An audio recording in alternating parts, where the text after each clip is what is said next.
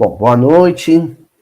Vamos continuar então mais um estudo do Evangelho de Mateus, aqui no nosso estudo minucioso do Evangelho, miudinho, aqui em Uberaba, Minas Gerais. Nós que estamos estudando uma passagem longa, né, uma passagem em que que inicia com Jesus dialogando com um grupo de fariseus e de escribas, mas que entrou na sua reta final. Hoje nós vamos estudar então o versículo 19, em que Jesus se dirige, né, está se dirigindo especificamente agora a Pedro, ao grupo de discípulos, né, aprofundando algumas questões que ele já vem explorando desde o início da passagem, com o diálogo com os fariseus. E sem mais delongas, portanto, nós vamos direto ao versículo 19 do capítulo 15 do Evangelho de Mateus. Pois do coração saem desígnios maus, homicídios, adultérios, fornicações, roubos, falsos testemunhos e blasfêmias. Vamos repetir? Pois do coração saem desígnios maus, homicídios, adultérios, fornicações, roubos, falsos testemunhos e blasfêmias. Bom, no estudo anterior, a gente já falava sobre a questão do pensamento, a questão do sentimento, né? Como um movimento da alma, ele se dá em função do outro, e como tudo isso transborda em forma de palavra, em forma de verbo, né? Na comunicação, na interação com o próximo. Hoje, nós não vamos nos ater nessa menção, né, sequenciada de vícios morais, de equívocos de natureza moral. Aliás, eu diria de natureza convivencial, né? A gente usa quase que por licença poética a palavra moral, mas no campo da filosofia ela tem alguns aspectos assim mais específicos, que a tipificam mais.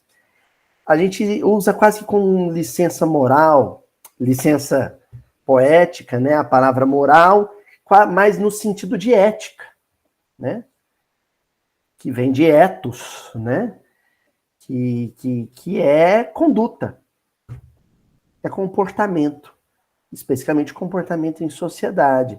Então, toda essa lista de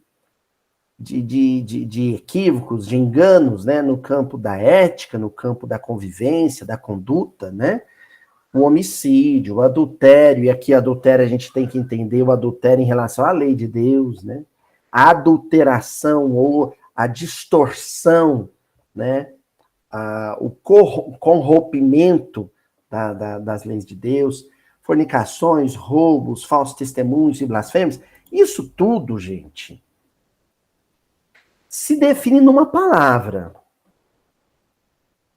o mal. Como aqui a gente está recorrendo à oralidade, é sempre bom distinguir, né? A fonética no português às vezes nos trai. Então, é o mal com L. O mal com L, né? Não é o mal com U, não. É mal com L. E com M maiúsculo, né? O mal. Tudo isso que é elencado aqui é o mal. Agora, onde existe o mal, sempre haverá o seu contraponto. Onde existe o mal como tese, sempre haverá o bem como antitese ou antítese. A sua contraposição. Se existe o mal, também existe o bem.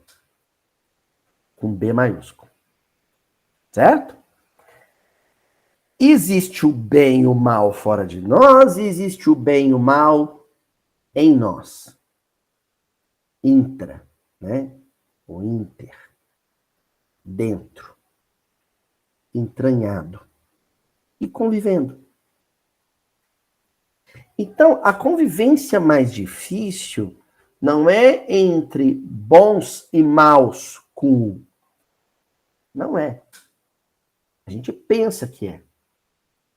Que a convivência mais difícil é entre os bons e os maus. Até porque essa dicotomia entre pessoas, entre indivíduos, ela é uma grande ficção. Ela não existe de fato. Porque ninguém é absolutamente bom, ninguém é absolutamente mal. Então, o conflito convivencial, ele é porteira adentro, coração adentro, pensamento adentro. O que existe é o conflito e a convivência difícil, desafiadora, entre o mal e o bem em nós, em mim. O mal sendo o conjunto de inclinações infelizes, lamentáveis, resquícios, ranços das experiências dos últimos séculos no campo da maldade, e o bem sendo as conquistas, as inclinações positivas, salutares, benéficas, o bem, que eu também acumulei, angariei no curso dos séculos. Vício e virtude se confrontando em mim. Por isso que a palavra que nós vamos pôr em destaque nesse versículo não é nenhuma dessas que a gente já citou: homicídio, adultério, fornicação, roubo, falso testemunho e blasfêmia. Não. A palavra central, o epicentro da nossa discussão, vai ser a palavra que o Haroldo citou aqui na tradução dele como desígnios. Desígnios. Que nada mais é do que decisão ou escolha. É uma decisão ou escolha comunicada, né? Expressa ou afirmada. Agora, quando a gente recorre à palavra original no grego e explora a sua identidade linguística ali, né, em loco, nativa, no contexto grego, essa palavra que o Haroldo traduziu como desígnios, mas em outras traduções a gente vai encontrar também pensamento, né? A gente colocou, né? Alguns tradutores colocaram, pois o coração sai pensamentos maus, né? Mas o Haroldo colocou como desígnios, eu acho que ele foi mais feliz, né? Quando a gente vai na palavra original, o que nós temos é dialogismos. Dialogismos. Que é uma palavra que não, creio, não seja totalmente estranha a vocês também. O que é um dialogismo? Alguém já tinha ouvido falar em dialogismo? Palavra grega, dialogismos, existe ela, né? A latinização dela, dialogismo. De dois. Logismo vem de logos, que não é palavra, né? Tem gente que traduz como palavra, diálogo, então é a conversa entre duas pessoas, não. Logo é o raciocínio. É uma ideia encadeada. Dialogismos é o confronto de ideias, de raciocínios distintos. Sabe quando a gente fica sem saber se vai para a direita ou para a esquerda, né? Aqui em Uberaba tem um ditado, a gente não sabe se casa ou compra uma bicicleta. e a gente fica ali deliberando internamente, intimamente, quando duas ideias, duas inclinações, ainda na forma de pensamento, duelam, esgrimam no nosso pensamento, isso é um dialogismo. E aí, ao final das contas, uma ideia sempre vence. E a gente sabe qual que triunfou na medida em que a triunfante se expressa. Ela se manifesta por meio da palavra ou por meio de uma atitude. Não entenderam ainda? Seu Valdir está saindo de casa para pegar o ônibus dele. Eu já vi ele aqui no ponto de ônibus, aqui perto de casa, algumas vezes. A gente dá um tchauzinho pro outro. Aí ele tá lá e olha pro chão, seu Valdir, e tem uma nota de R$ 100. Oh, aí é bom, hein, seu Valdir? Uma nota de R$ 100, o seu Valdir tá passando um mês apertado, né? A gente sabe que não, o seu Valdir é magnata, seu Valdir. Aí ele olha aquilo lá e R$ 100, e agora? Aí vem um pensamento assim no seu Valdir. Pega essa nota, põe no bolso, achado, não é roubado. Só que vem ao mesmo tempo, na mesma hora, e graças a essa geringonça desse miudinho, o pensamento assim, mas a pessoa que perdeu, às vezes esses R$ 100 é o que ele tinha guardado no bolso para ir numa farmácia comprar um remédio para o filho. E quando a gente perde alguma coisa, necessariamente a gente refaz o caminho por onde passou procurando essa coisa, correto? Portanto, se eu deixar esse dinheiro aqui, a pessoa vai refazer o caminho e vai achar o dinheirinho que ela perdeu. Mas, ao mesmo tempo, vem aquele pensamento negativo, ambicioso e fala, mas azar de quem perdeu. Se você não pegar, outro vai pegar. Não é assim? Se você não pegar e deixar aí, outro vai pegar. Mas aí vem o danado pensamento positivo e fala assim, mas Valdir, se você pegar, você se apropriou do bem alheio. Se outro pegar, quem se apropriou do bem alheio é o outro, não é você. E aí fica aquele duelo. Pega, não pega, pega, não pega, pega, não pega. Isso se chama... a Tatiana falou assim, o anjinho, o diabinho lá do desenho do Pato Donald, lembra? Tinha o Donald diabinho, o Donald anjinho. E aí, nesse pega, não pega, o que está acontecendo ali é um dialogismo. O bem e o mal estão em debate.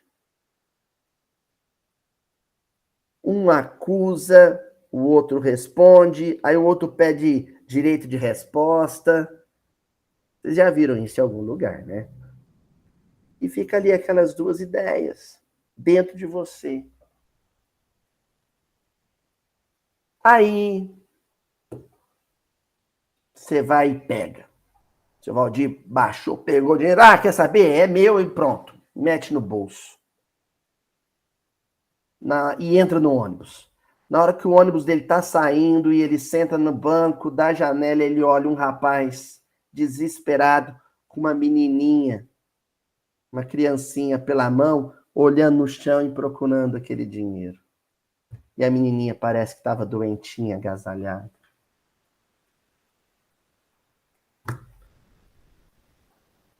Seu Valdir, o que o senhor ia sentir na hora?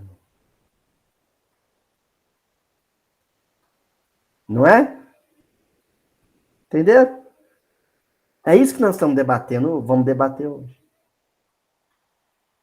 Sempre que o mal, com seus argumentos falaciosos, triunfa na minha intimidade,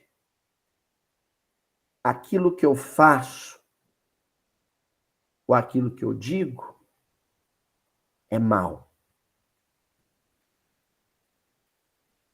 Mal com um. Sempre que o bem, com seus argumentos nobres e sólidos, triunfa no meu pensamento, aquilo que eu faço é bom. Aquilo que eu digo é bom. Certo? Livro dos Espíritos, livro 3º, capítulo 1, Lei Divina Natural. Uma sequência de questões que Kardec intitulou O Bem e o Mal. Questão 630. Como se pode distinguir o bem do mal? Ah! Todo mundo sabe. Só que a gente faz sabe? João bobo. A gente faz de bobo para viver. Para viver do jeito que bem entende. Como é que eu faço? Mas Kardec dá a cara a tapa por nós, né? E como é que eu faço para saber se um argumento que me ocorre, se uma ideia, um pensamento que me ocorre, é o bem ou se é o mal? A resposta dos espíritos é a seguinte: o bem é tudo o que é conforme a lei de Deus. O mal, tudo o que lhe é contrário. Assim, fazer o bem é proceder de acordo com a lei de Deus. Fazer o mal é infligi-la.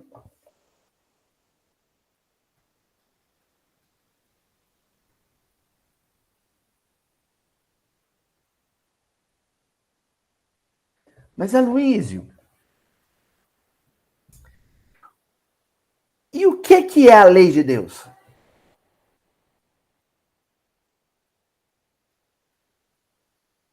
Então eu vou andar com o evangelho debaixo do braço e todas as vezes que eu tiver numa situação dessa eu pego e vou consultar? Como se eu fosse um advogado consultando na Constituição se aquilo é crime ou não? Questão 621, outra questão próxima dessa. Onde está escrita a lei de Deus? Na consciência. Se você fizer alguma coisa, se você falar alguma coisa e doer, e te tirar o sono, e te tirar o sossego, e te tirar a paz, grava bem aquilo que você fez ou disse. Numa próxima ocasião, se aquilo que te ocorrer de fazer, aquilo que te vier visitar a mente, passa. Se parecer com um gesto que você fez no passado e que doeu, não repita. Se tiver alguma parecença, para usar um mineirês aqui, alguma parecença, alguma semelhança com aquilo que você já fez, não faça. Porque você vai estar recapitulando o erro. E a recapitulação de erros sucessivas vezes se instaura no nosso mundo íntimo na forma de vício, cristaliza, petrifica. De tanto repetir o erro, aquilo se torna, sabe o quê? Natural. E aí vai chegar um momento em que já não vai doer tanto. A consciência vai silenciando. Você cai no automatismo e você continua repetindo aquele equívoco, achando que ele é certo. Tá tudo certo. Só negar imposto. Primeira vez eu tive um dramazinho de consciência, se eu pegava ou não uma nota fria lá no meu dentista, para declarar e ver se eu consigo uma restituição no imposto de renda. A primeira vez que Mas depois aí não deu nada. E aí você faz uma vez, 2 vezes, 3 vezes, e quando você vê, aquilo é natural para você. O que vai precisar acontecer? Você vai ter que cair numa malha fina, vai ter que passar o constrangimento de ter que ir lá na Receita Federal se explicar. E aí você chega lá, aí você encontra, aí você é espírita, encontra com um companheiro espírita que estava lá fazendo outra coisa, ele pergunta, o que foi, o que aconteceu? E aí você, ai, e agora? Não, vem aqui visitar um amigo. Quer dizer, é um desconforto. E aí esse desconforto vai te pôr de novo no eixo. Vai fazer com que você volte a viver dramas de natureza consciencial, que é esse dialogismo. Se lá na frente você viver alguma coisa semelhante, parecida, você já tem material para fazer a escolha sem titubear, sem patinar. Tem ou não tem? Tem. Não é? Próxima questão do Livro dos Espíritos.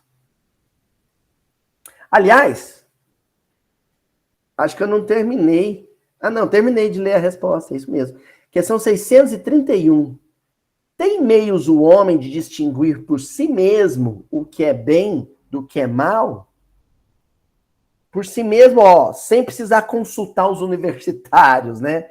Coitado, César Carneiro, o companheiro lá do Aurélio Agostinho, era um tal, na minha família isso acontecia assim, como ele era um veterano, palestrante espírita, de muito tempo, tinha uma coisa assim, tem um problema de família, não sabe o que, aí ia lá na sexta-feira para conversar com César. Aí chega, César, eu tô com um problema, o que você acha? O que você pensa? Aí, quer dizer, se você parar para pensar na questão 631 do Livro dos Espíritos, você não precisa consultar os universitários, você não precisa sequer andar com o Livro dos Espíritos debaixo do braço para ficar toda hora recorrendo a ele. Olha o que os espíritos respondem para Kardec. Sim, quando crê em Deus e o quer saber. Deus lhe deu a inteligência para distinguir um do outro. Então, olha, primeiro, crer e saber.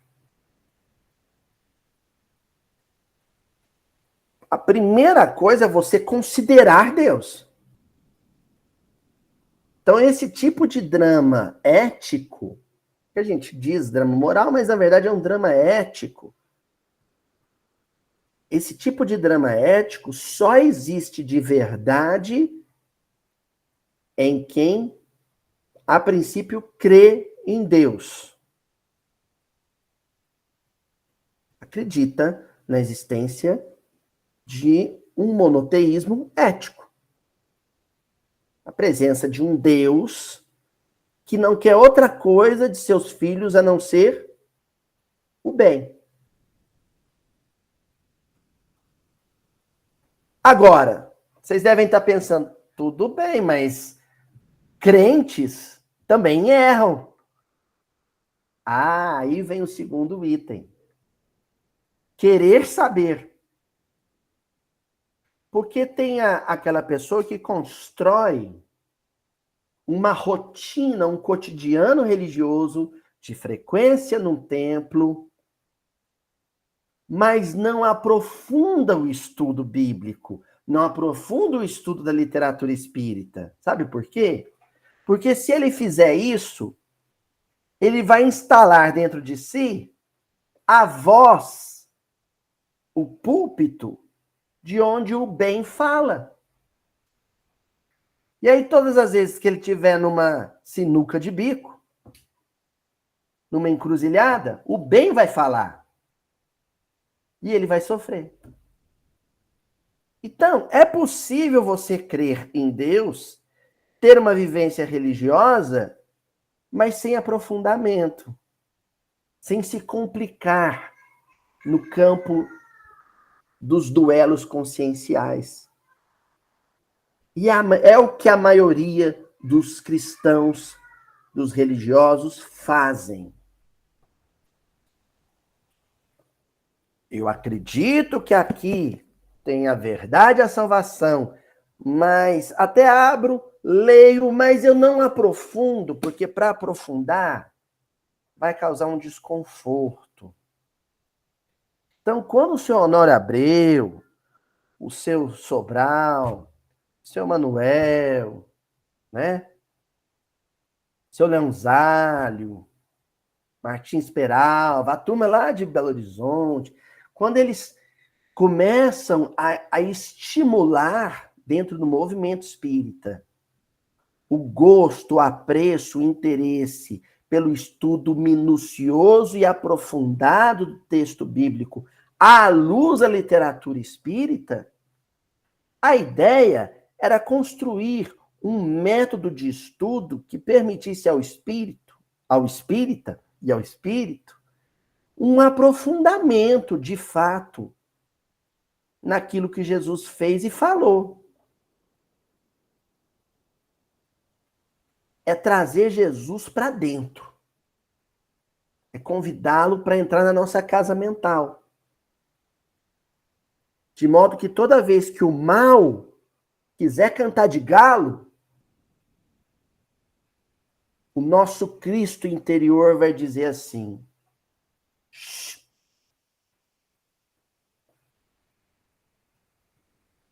shut up. Como muitas vezes Jesus disse, cala-te. Para Pedro ouviu isso de Jesus, cala-te.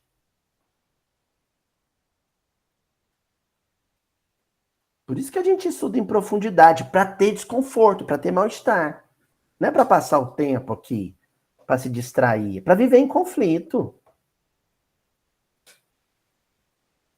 Para que qualquer experiência na minha vida, seja um jantar de família, seja uma promoção no emprego, seja, sei lá, votar, tudo seja um drama consciencial. Olha, eu vou falar um negócio para vocês que uma vez eu escutei de um patrão meu, um diretor de uma escola. E eu era novinho, eu tinha 20 anos na ocasião. Eu estava começando a carreira, ele falou para mim assim: meu filho, nunca tenha muita certeza do que você está fazendo. Tenha sempre o pé atrás com você mesmo. Certezas absolutas são perigosíssimas.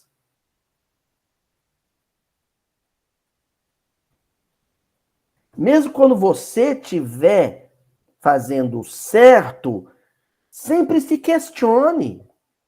Se permita questionar. Será que é isso mesmo? E pense e repensa. Vai chegar o momento da convicção. Ela vai vir. Né? Desculpa aí o vai vir. Viu? Mas quando ela vier, ela tem que vir depois de muita reflexão.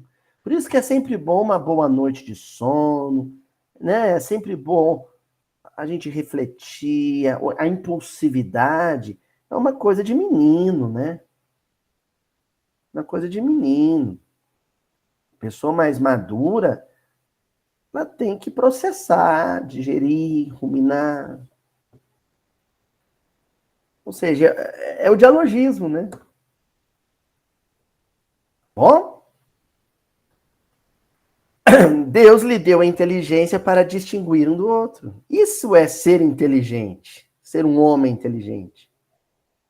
É ponderar, refletir, meditar, problematizar as próprias ações, os próprios sentimentos, as próprias palavras, confrontando sempre o nosso querer, o nosso desejo, o nosso capricho com os deveres que o Evangelho nos propõe.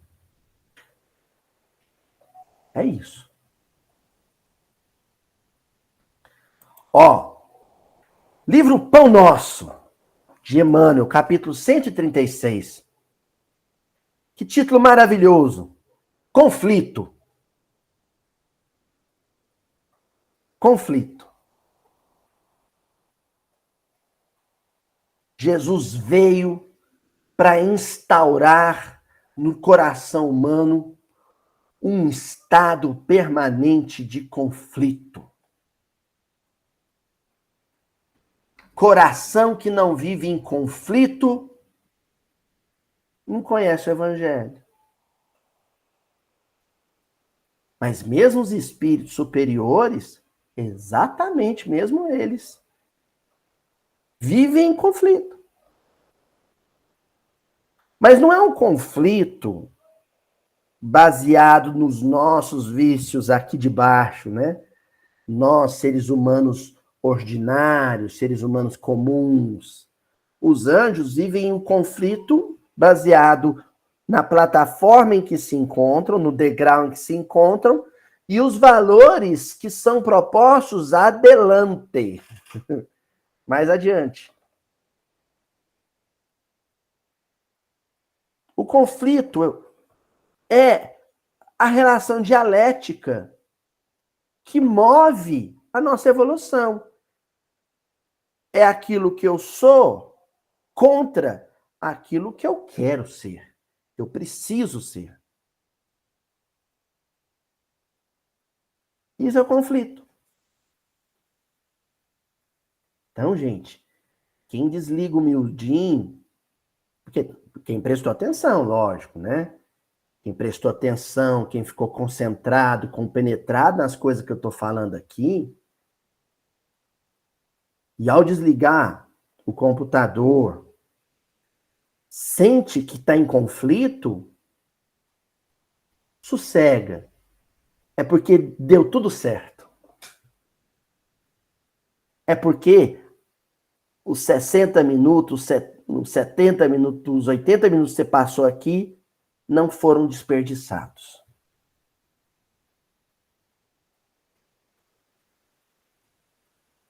Agora, se terminou miudinho e não está em conflito, é porque o corpo estava aqui na cadeira, o olho estava na tela, mas a cabeça estava em outros interesses, em outras preocupações.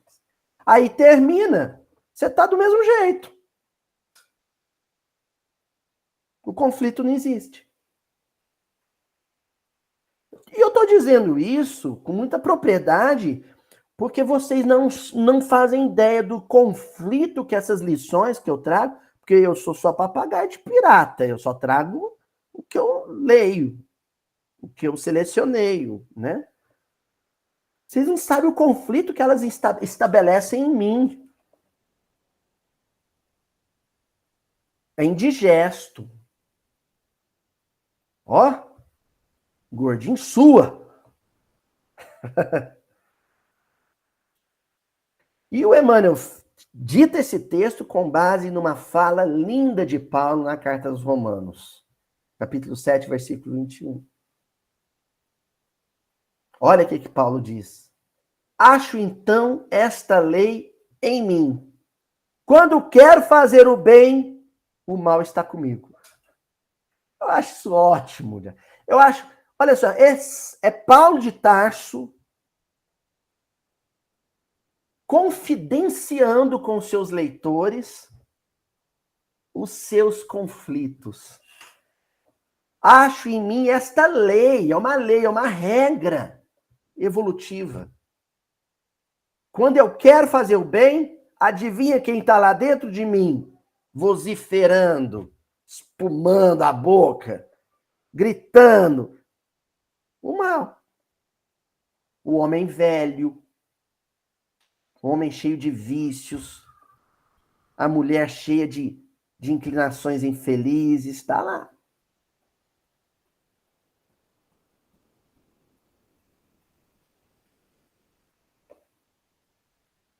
O Emmanuel vai comentar essa fala linda de Paulo, né? De uma honestidade, né? Desconcertante essa de Paulo. O Emmanuel começa dizendo assim: os discípulos sinceros do Evangelho, à maneira de Paulo de Tarso, encontram grande conflito na própria natureza.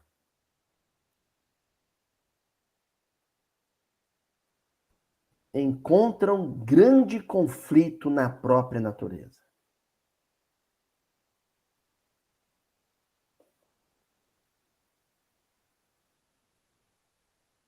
eu tenho uma natureza, ou seja, uma realidade psicológica. E ela é contraditória. E ela é incompleta, é inacabada.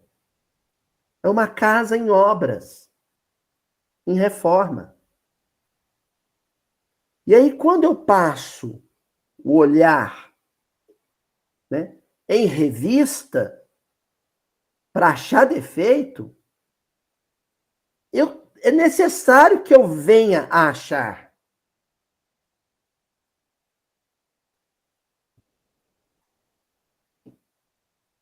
Uma vez, eu resolvi fazer um check-up.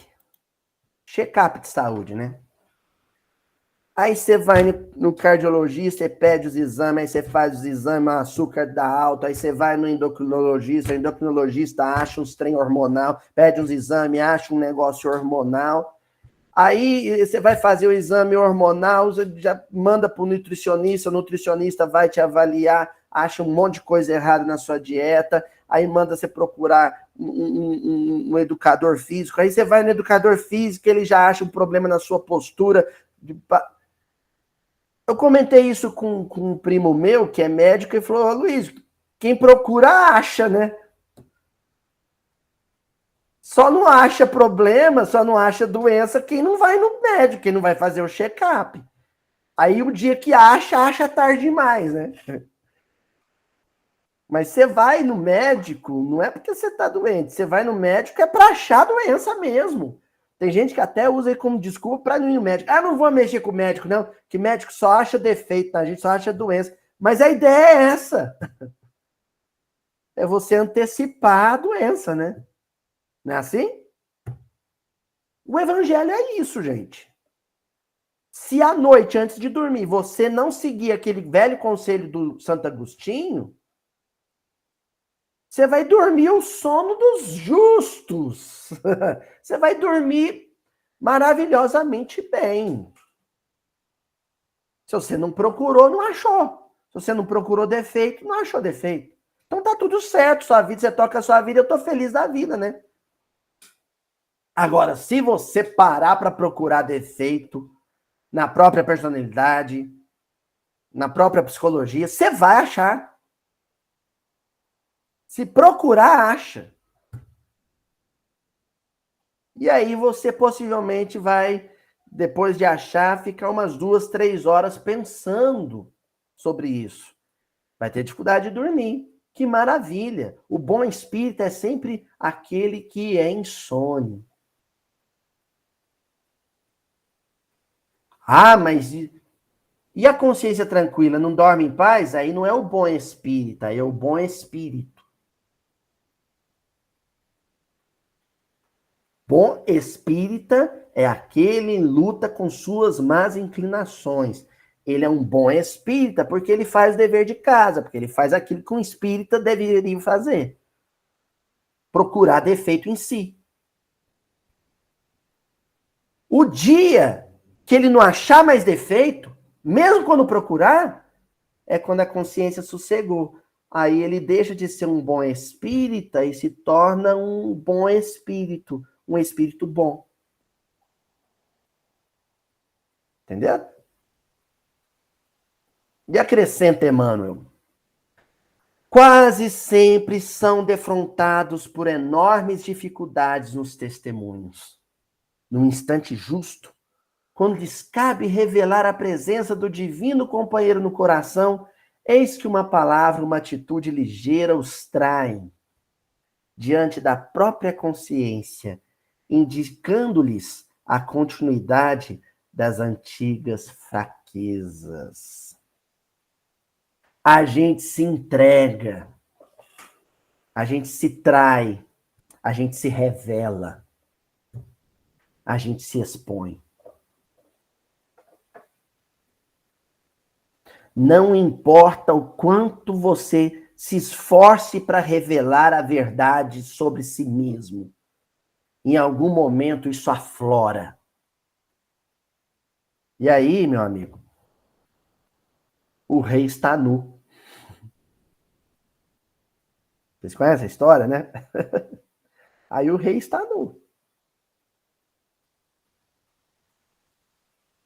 A maioria experimenta sensações de vergonha e dor. Isso é Emmanuel.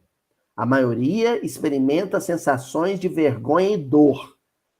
Alguns atribuem as quedas à influenciação de espíritos maléficos. Isso é típico, né, gente? Ai, você me desculpa, aquele dia eu estava sob uma influência negativa. Olha, eu não quis dizer aquilo, eu fui um pouquinho fraco e alguma entidade perseguidora falou por mim. Ah! Vai pôr na conta dos desencarnados. Mas a gente tem uns lapsos de cretinice, né? É, foram os desencarnados, é. Tem um quebra-pau na reunião do Centro Espírita. Ah, as trevas agiram. Sai uma discussão no grupo de WhatsApp da família por causa do segundo turno da eleição. Ah, é as trevas que agiram, né? É as trevas interiores, né? As trevas íntimas que agiram, né? Ó. E é engraçado, né? Que o Emmanuel pega e diz assim. Perdão, gente, perdi aqui. Até perdi o negócio, ó. Alguns atribuem as quedas à influenciação de espíritos maléficos. E geralmente procuram o inimigo no plano exterior, quando deveriam sanar em si mesmos a causa indesejável de sintonia com o mal. O inimigo, o errado, o maléfico é sempre o outro, né? Interessante que os políticos, eles vão nos debates para derrubar o outro. Eles vão no debate para puxar o tapete do outro, para achar defeito no outro, para expor o outro. Já pensou que... mas é regeneração também, né? Aí já é muito feliz, né? Os políticos irem no debate e aí o apresentador pega assim, candidato fulano de tal, candidato a Luiz Elias, por favor, dirija uma pergunta ao seu oponente. Aí o candidato a Luiz Elias vai lá e pergunta o seguinte: amigo, eu queria saber de você quais são os meus defeitos e como é que você me sugeriria modificá-los. Já pensaram? Aí o outro, olha, você tem esse defeito, eu acho que você deveria fazer isso para ser melhor. Aí, 1 minuto para a réplica. Amigo, eu gostaria de agradecê-lo pela sua observação. Alguém deve estar pensando agora, mas aí eu ia dormir no debate. A graça é ver o circo pegando fogo. A graça é ver, ó, um dando voadora, assim, ó, no peito do outro. Aí que é legal. E a gente vê. Vai lá, dá a resposta.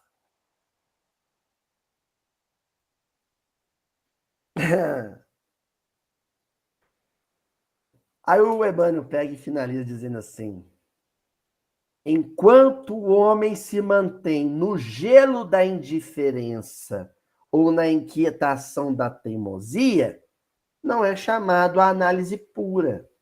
Entretanto, tão logo desperta para a renovação, converte-se o campo íntimo em zona de batalha.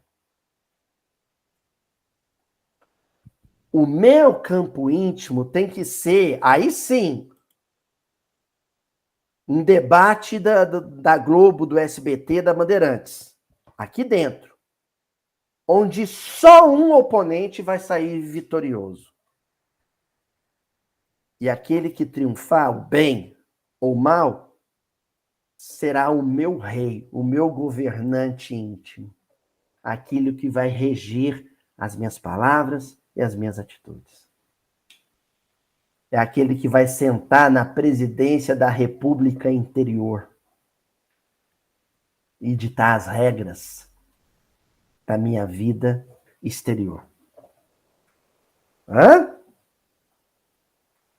Bom, avancemos agora para um texto que está no livro Segue-me, de Emmanuel também, capítulo 75. Escolhas. Uma fala de Jesus no Evangelho de João, 15:10, em que o mestre diz: se guardardes os meus mandamentos, permanecereis no meu amor.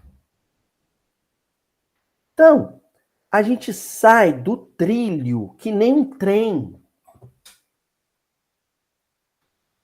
A luta íntima, esse combate, é para a gente permanecer em Cristo, ou seja, as rodinhas da nossa locomotiva permanecerem nos trilhos.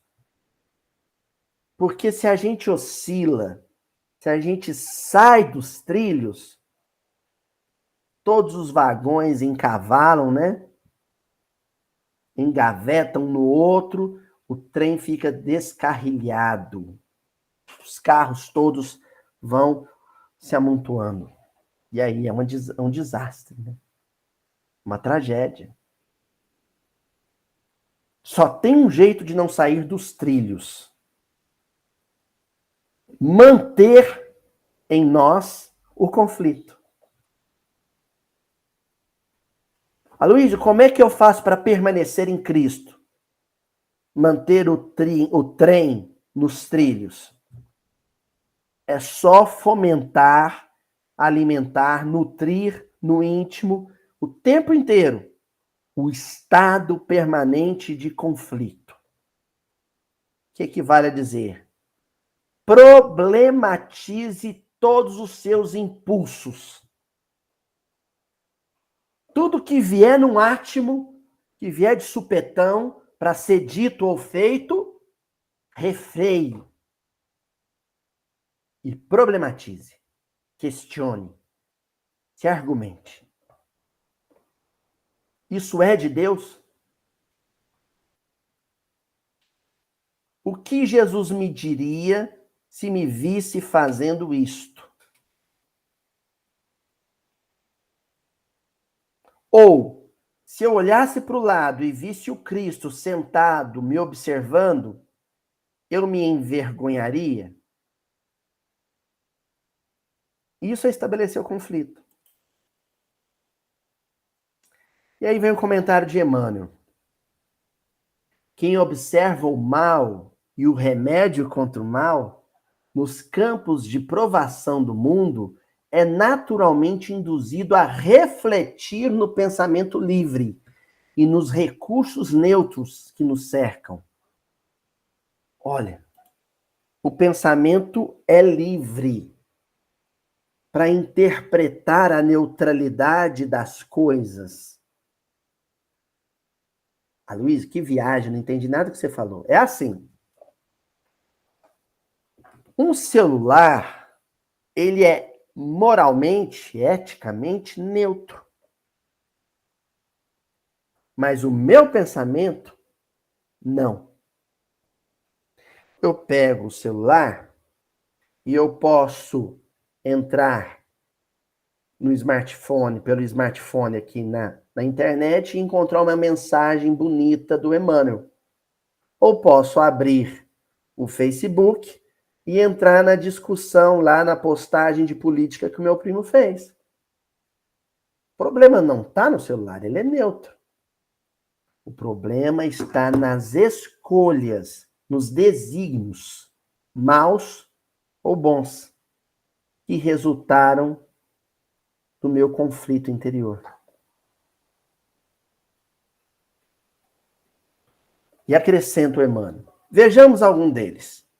Com a pedra, tanto se pode ferir ou injuriar, quanto edificar ou esculpir. Olha, a pedra é o exemplo clássico. Uma pedra ela pode ser usada para dar uma pedrada e matar um passarinho, como ela pode ser utilizada para cercar um canteiro de flores.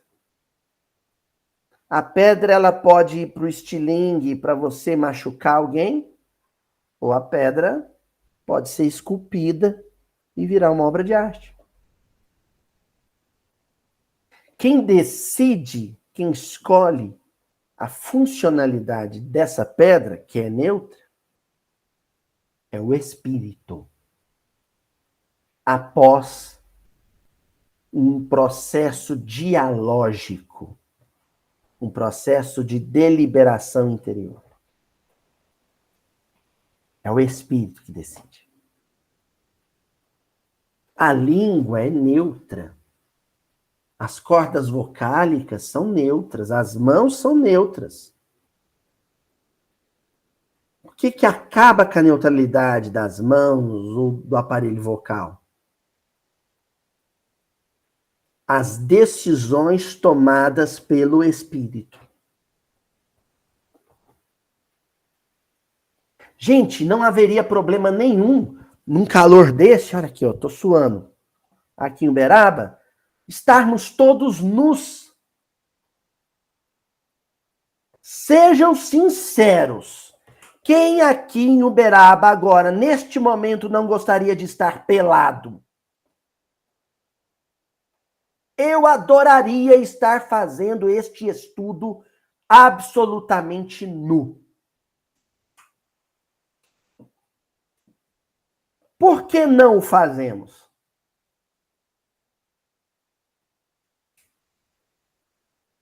A genitália é neutra.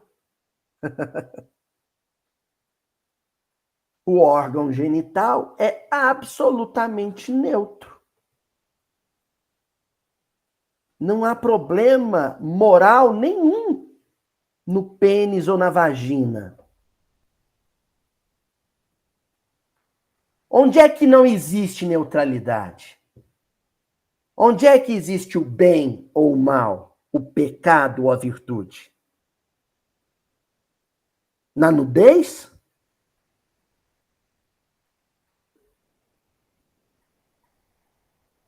No pensamento.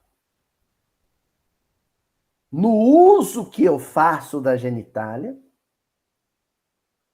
e no uso que eu faço dos meus olhos.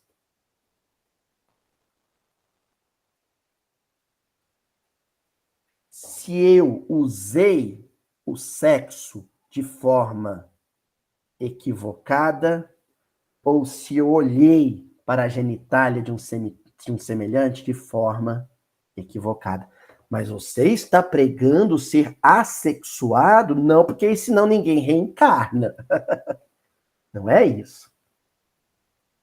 Mas nem todo mundo é parceiro. Nem todo mundo é marido, nem todo mundo é esposa, nem todo mundo é namorado, nem todo mundo é namorada. O que diria o bem? Olhe com lascívia para o seu companheiro, para a sua companheira, com quem você deve fazer sexo e ter filhos. E o sexo também não serve só para ter filhos, mas serve também para permuta de carinho, de afeto, no casamento, no noivado.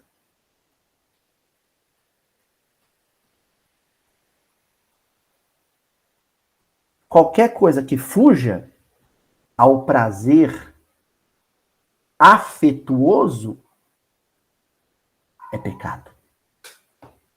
Não é o sexo.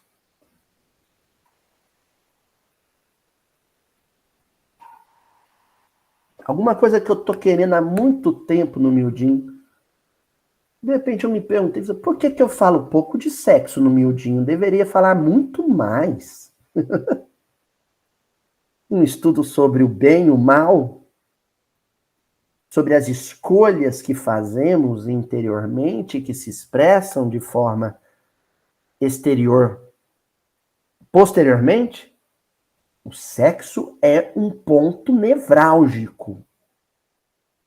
Não há problema na nudez. E aí eu me lembro de uma carta que eu li de Manuel da Nóbrega, quando eu fazia faculdade de História. Um texto no Manuel da Nóbrega para o Dom Fernão Sardinha, que era, né, o chefe da Sé na colônia, né? O responsável pela igreja na colônia. E aí o Dom Fernão tinha questionado Manuel da Nóbrega por que ele estava permitindo que pessoas nuas assistissem à missa dele lá em Salvador. Entrassem dentro da igreja peladas.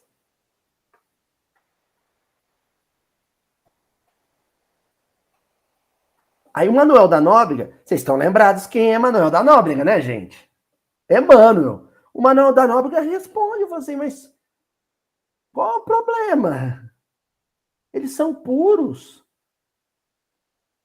Um índio olha para uma índia nua dentro da igreja com o mesmo respeito que ele olha para uma índia nua lá na Taba, lá na Oca.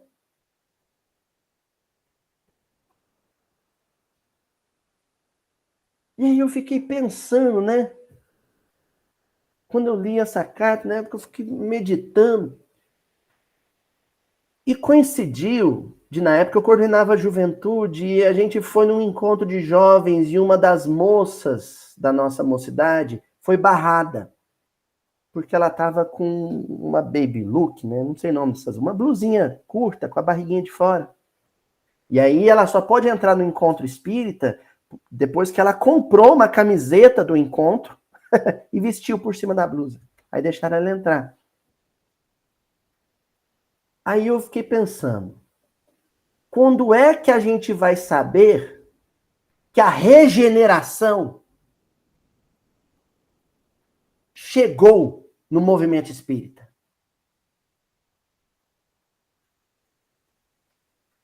Ou melhor, a regeneração pressupõe também a oscilação ainda. Como é que eu vou saber que os mundos felizes ou ditosos chegou no movimento espírita?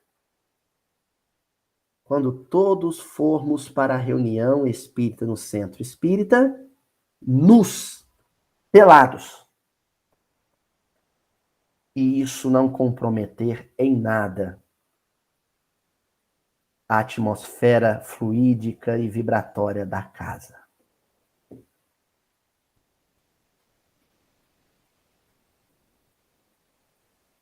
Porque no atual estado em que nos encontramos, uma companheira entra decentemente vestida e um companheiro a despe com a imaginação.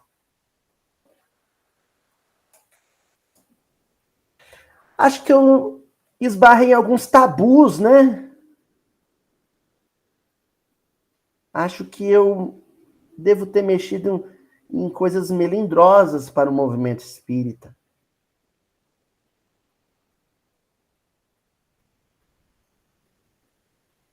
É porque eu quero instalar o conflito.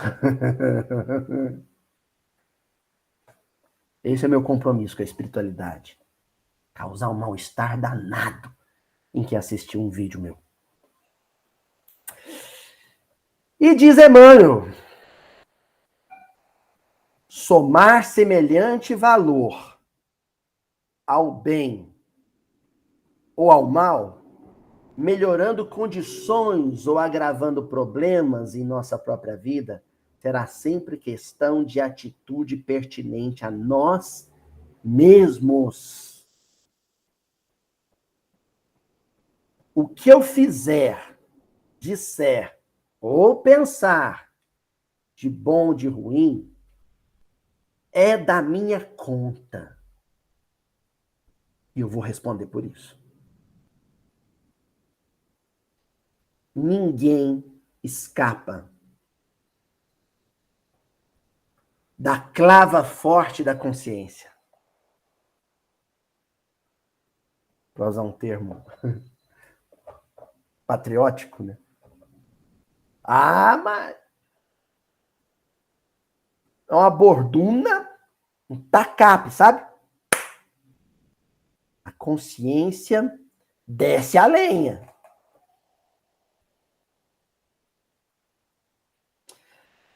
Fechamos. Livro Espírito da Verdade, Emmanuel também, capítulo 84. Pró ou contra? Eu achei ótimo esse título do Emmanuel. Escolha isso. O que é deliberar entre o bem e o mal? É aquilo que é pró-espírito, aquilo que é contra-espírito. Aquilo que é pró-matéria, aquilo que é contra-matéria. Só que o espírita é quem elegeu como prioridade o espírito. Por isso que se chama espírita. O espírita é aquele que sempre deve escolher, fazer a opção pelo espírito, pelas coisas do espírito, pelos valores do espírito, pelo bem-estar do espírito. Ainda que essa escolha gere algum prejuízo, algum dano na matéria, seja o cansaço, seja a pobreza. Pois o Emmanuel vai lá no Evangelho de Lucas 11:23, uma fala de Jesus. Quem não é comigo é contra mim. Nossa, quando Jesus ele cria uma dualidade aqui desconcertante.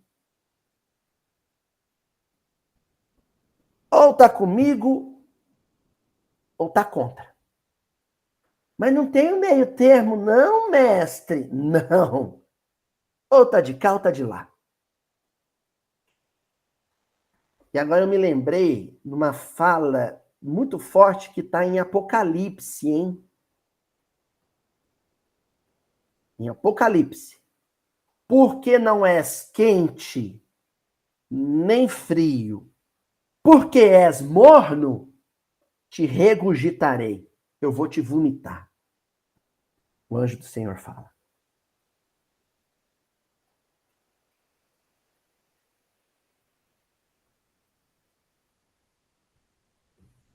Ou é vício, ou é virtude. Ou é vida, ou é morte.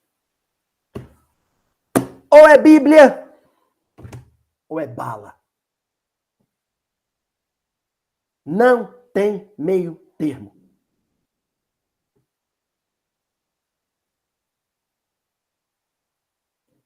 Ó. Aí o Emmanuel pega e começa a comentar.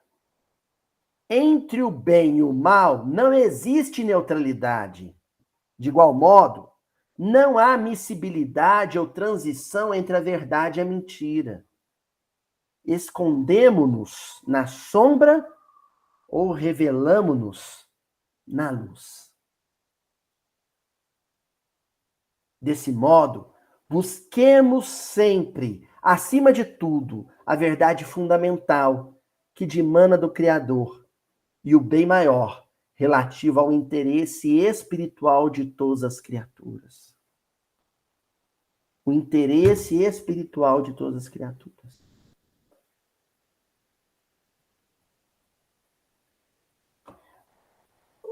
É alguma coisa que é tão claro como água, né?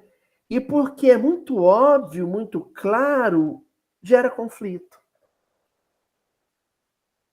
Tá tão na cara, é tão evidente o que é virtude e o que é vício, que a gente fica sem saber escolher. E eu sei que vocês devem estar pensando em pessoas. Nós não estamos falando de escolha entre pessoas, porque as pessoas são ambíguas. Nós não estamos falando de escolha entre X e Y, entre o bonzinho e o malzinho. Quem é o bonzinho e quem é o malzinho? Não. Nós estamos falando de escolhas, de atitudes. Eu, Aloísio,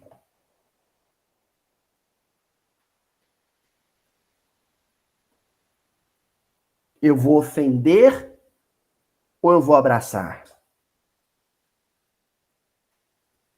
Eu vou responder a uma ofensa ou eu vou silenciar e orar? Entendeu? Não tem meio termo, não tem neutralidade. É uma coisa ou outra.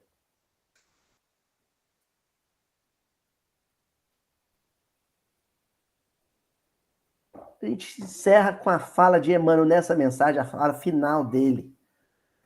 Para assegurarmos a firme atitude na senda reta, trazemos dentro de nós a consciência, a afeição de porta-voz no roteiro exato, nos mínimos sucessos de cada dia. Define-te, pois, com clareza, para que te não abandones à neblina dos vales de indecisão, estacionamento no mal ou ascensão para o bem, com Jesus ou distante dele. Acho que qualquer coisa que eu fale depois disso é supérfluo, é desnecessário. Fechamos aqui a conta.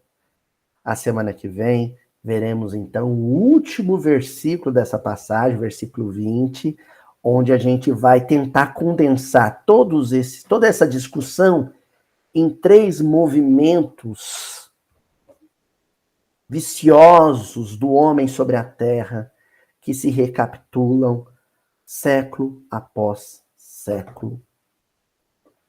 A xenofobia, a intolerância religiosa. E agora eu me esqueci do terceiro, mas não faz diferença, porque é até bom que vocês vão ficar curiosos para a semana que vem. Qual será o terceiro elemento? Tá bom? Até a semana que vem, gente. Beijão para todo mundo.